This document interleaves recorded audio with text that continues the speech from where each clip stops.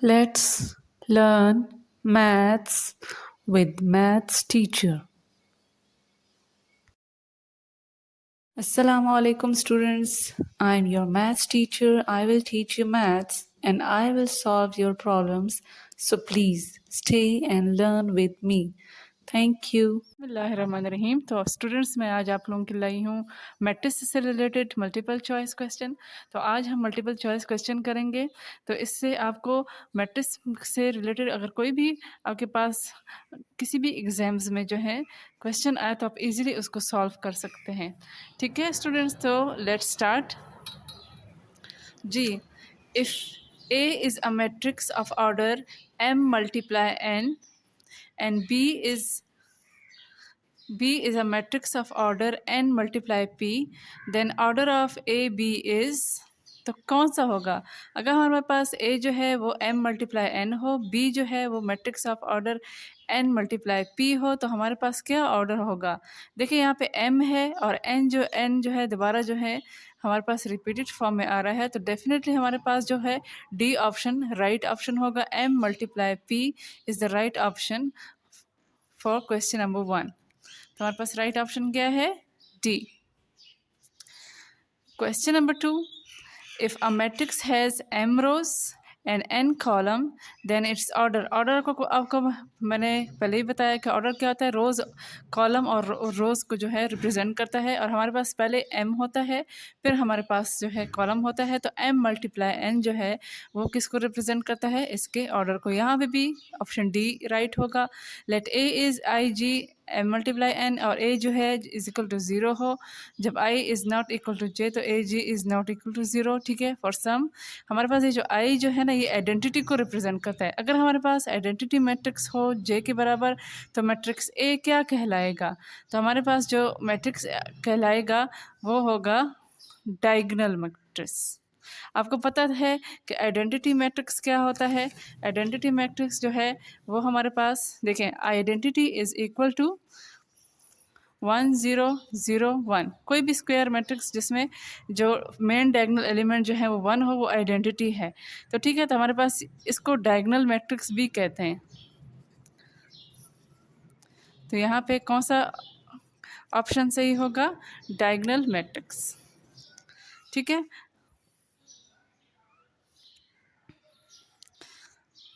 अब question number 4, a matrix having m rows and n columns with m is not equal to n is said to be. अगर हमारे पास number of rows and number of columns unequal हो तो वो कौन सा matrix कहलाता है? वो रेक्टेंगुलर मैट्रिक्स होता है।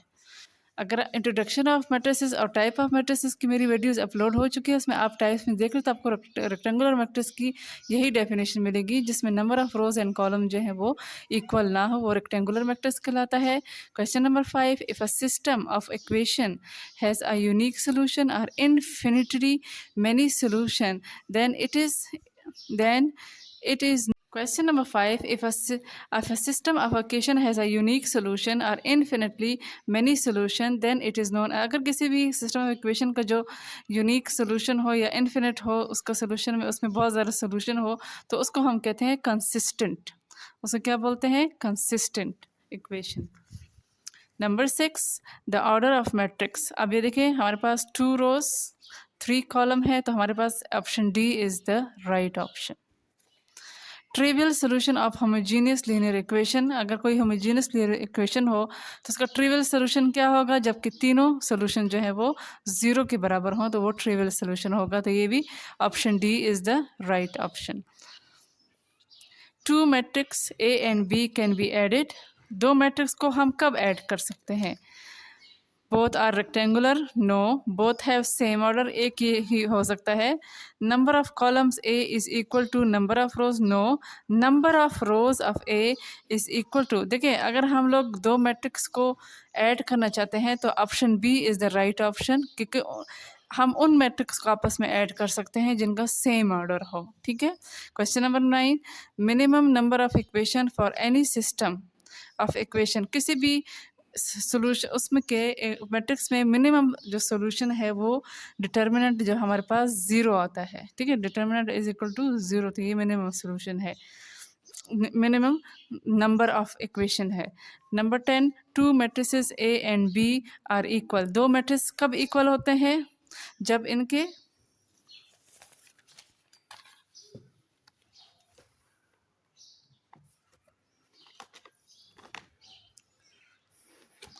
To matrices A and B are equal if both are rectangular, both have same order.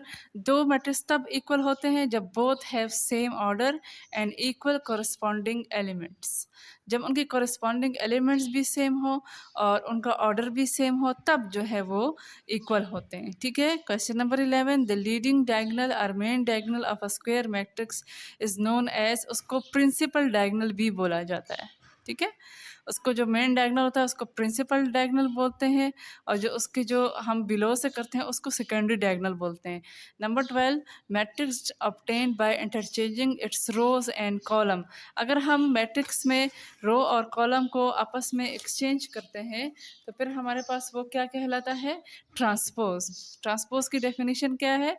जब हम रोज और कॉलम को आपस में इंटरचेंज करते हैं तो वो उसका ट्रांसपोज हो जाता है जी। Question number 13, B0 0 0 B0 0 0 B, तो हमारे पास इज इक्वल टू, ये किसके बराबर है? ये हमारे पास आता है B क्यूब के। अगर आप इसका डिटर्मिनेंट मालूम करें, फर्स्ट रो फर्स्ट को कॉलम को काटें तो और तो 0 0 ही है। अगर हम इसको इस तरह सॉल्व करें,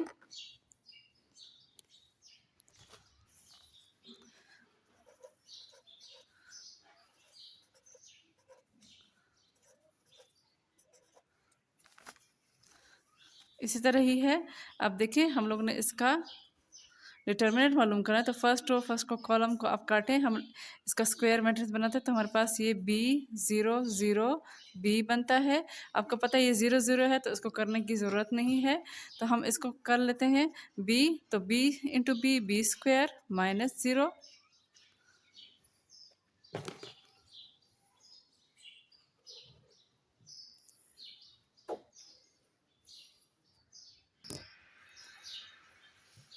जो B स्क्वायर माइनस 0, तो हमारे पास ये क्या होता है? B into B, B cube. तो हमारे पास राइट ऑप्शन क्या हो जाएगा?